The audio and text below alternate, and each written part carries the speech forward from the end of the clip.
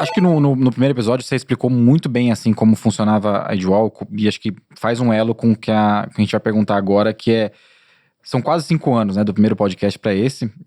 Assim, mudou muita coisa. Mas eu queria que você contasse, assim, na prática, o que aconteceu nesses 4 anos, né, de hiato aí. Tanto de números, né? Número de pessoas que a gente tava... Pra entender a magnitude, eu fiz uma maior propaganda aqui no começo que teve crescimento, tá todo mundo querendo saber, né? Qual que foi essa diferença. Inclusive, eu fiquei não só de pessoas e de estrutura, mas você citou um monte de problemas complexos que a Mercado, Idwall né? resolve. O mercado, e você falou, o reconhecimento de face para validar e extrair isso. Isso, hoje em dia, é a Idwall que faz inteiro, terceiriza. Antigamente era terceirizado, plugado uma API aqui. Agora a gente criou do zero por causa disso. Queria saber se vocês também foram pegando, né? Verticalizando e pegando a vertical inteira, né? A stack inteira para tudo que vocês fazem. Falando um pouquinho de comparação, né? Quando eu vim aqui na primeira vez em 2017, eu falei que a gente estava quase com 30 pessoas. Hoje a gente está com 420 pessoas incríveis trabalhando com a gente, e só no mês passado entraram 35 pessoas. Então, em um mês, a gente fez o onboarding de 35 colaboradores, enquanto em um ano e meio eu tinha menos de 30, né? Caramba. Então, em um ano e pouquinho ali eu tinha menos de 30 funcionários. A gente tinha captado até então, se eu não me engano, por volta de 2 milhões e meio, 3 milhões de dólares em investimento. E agora já captamos, além disso, mais de 50 milhões de dólares. A gente atendia já bons clientes, só que eu acho que tinha 1 ou 2 bancos no máximo, de pequeno médio porte, que utilizavam a Idwall. Hoje, dos 10 maiores bancos do Brasil, 5 usam a Idwall. Das 3 maiores locadoras de veículo do Brasil, as 3 usam a Idwall. A última vez que eu contei eram mais de 16 unicórnios utilizando a nossa plataforma. Então é super interessante de ver que a gente conseguiu, através da tecnologia, desenvolvendo boas tecnologias, crescer e de uma forma sustentável, saudável e ao mesmo tempo acelerada, né? E é super legal de fazer essa comparação. Uhum. Passa uma história, né? Mas falar um pouco sobre a mudança do seu papel de lá pra cá. Obviamente mudou, porque você tem mais investidores. Mudou o jeito que você trabalha hoje como founder, CEO? Você teve que se preparar um pouco mais? Como é que foi isso? Mudou tudo, né? Acho que quando você tem menos de 30 pessoas na equipe, você acaba fazendo um pouco de tudo, né? Você acaba sendo um pouco desenvolvedor, um pouco vendedor, um pouco atendimento ao cliente. Inclusive para entender como funcionam os processos, para criar playbooks, né? Para as equipes que vêm. Você ainda não tem tantas pessoas seniors, né? Os seniors managers olhando para escopos específicos, então você acaba virando um coringa ali, atuando um pouco em tudo.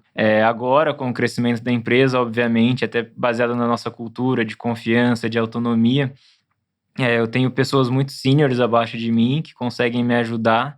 Eu começo a olhar muito mais para o futuro do que para o presente. O presente eu já sei que está acontecendo de uma forma, da forma com que a gente espera. Essas pessoas, se não tiverem, elas já conseguem corrigir rota. E eu consigo focar muito mais, né, nas questões de futuro da empresa, estratégia, o que a gente vai fazer daqui 5 anos, como que a gente vai estar, o que a gente está construindo hoje para chegar lá. Então mudou totalmente o perfil. E é um pouquinho estranho, né, porque o meu papel com 30 pessoas foi diferente depois com 100 pessoas, depois com agora 300, 400 pessoas, vai mudando.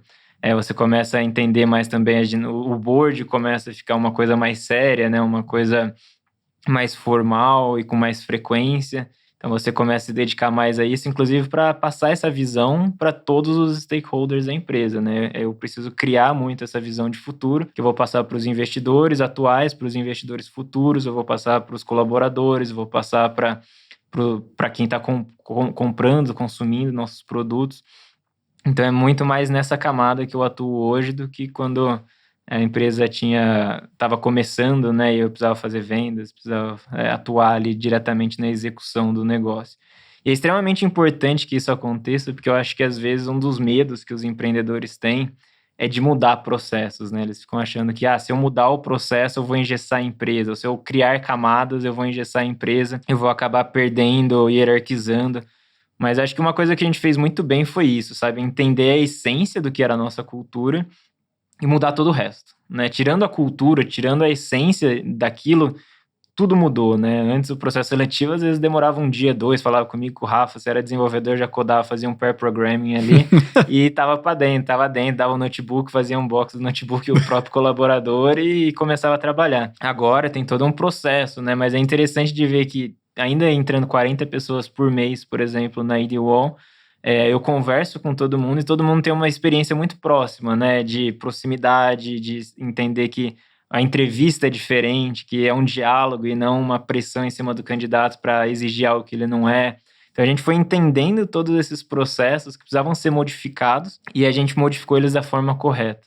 Tem empreendedor que eu conheço que às vezes fica muito apegado, né? A gente é startup, a gente não pode ter burocracia e acaba não organizando as coisas devidamente. E aí é aquela startup que você entra e é um caos, não tem processo, não tem nada. A pessoa entra, recebe ali um notebook e já começa a trabalhar. Vira sempre uma tribo, fica sendo uma tribo, né? Exatamente.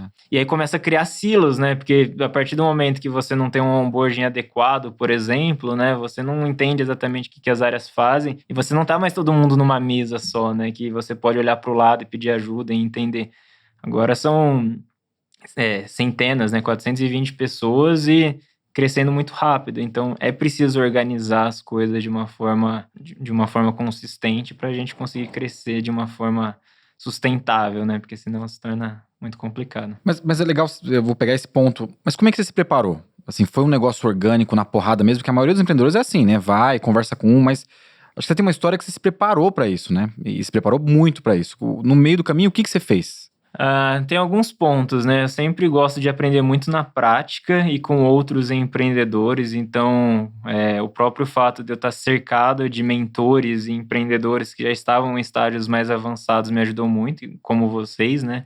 Então, é muito legal de ver isso, que vocês puderam me dar essa luz, não só vocês, né? Mas os fundos, os outros investidores anjos que eu trouxe, me ajudaram muito a enxergar que a gente precisava sempre estar um passo à frente do estágio que a gente estava para a gente se programar. Eu também vim da computação, né? Comecei a programar cedo ali e eu nunca tinha feito nada relacionado à administração. Eu já tinha tido uma empresa antes, que acho que foi quase com um MBA do que não fazer numa startup. Fui lá que eu te conheci, né? Exatamente. Já começou a me dar conselhos naquela época. Mas depois eu também fui fazer o que eles chamam de Executive MBA de Harvard, né? Que é o PhD de Harvard, para pegar uma... E eu até preferi Harvard do que Stanford, porque Stanford é mais próximo da nossa realidade. Eu queria entender um pouco como os executivos de grandes em gestão pensavam. Se não era mais do mesmo. Exato. Você vai, assim, para um negócio... Falar de Lean Startup, você já está mais acostumado, mais familiarizado, né? Agora, quando você vai para uma escola de gestão de grandes empresas, eu acho que foi bem interessante para mim. Acho que desenvolveu algumas capacidades que eu não sabia que eu não sabia, né? E aí acho que isso é muito importante. E acho que outro ponto muito importante, além dos grupos de fundos que eu participo muito ativamente, e acho que isso decide muito, né? Com quem você vai trocar ideia, se o grupo, né? O fundo que você investiu, ele pensa grande e investe em empreendedores que pensam grande também, ou são fundos, às vezes, um pouco mais conservadores e tem uma estratégia de empresas um pouco menores para fazer exit mais rápido. Então, essa troca com empreendedores, os fundos que investiram na gente, foi muito importante. E a Endeavor também foi essencial para a gente, né? A gente foi scale-up da Endeavor. Logo no comecinho, a gente entrou no programa. Depois em 2020, eu me tornei empreendedor global Endeavor, que são mentores do mundo inteiro, né? Nos ajudando, empreendedores do mundo inteiro ajudando a gente a enxergar os próximos passos, fazendo de uma forma muito próxima, né? Acompanhamento da empresa e ajudando nos desafios que a gente tem no dia a dia, né? Então, a gente sempre faz reuniões ali com o pessoal, fala os desafios, ele já tem uma bancada de mentores, conecta a gente com 4, 5, 6 mentores que são especialistas naquele tópico em específico e aquilo realmente abre a mente. É legal de ver que tem 6 especialistas e os 6 têm opiniões diferentes sobre o mesmo tópico. Então não existe uma receita de bolo, mas a partir do momento que você ouve os 6, você consegue criar a sua verdade para a empresa, né? Então eu acredito que exposição a várias formas de pensamento, através da Endeavor, através dos fundos, através dos investidores anjo, é algo que ajuda bastante a gente, assim, pelo menos para mim, a me preparar entender diferentes pontos de vista e posicionar a empresa, né?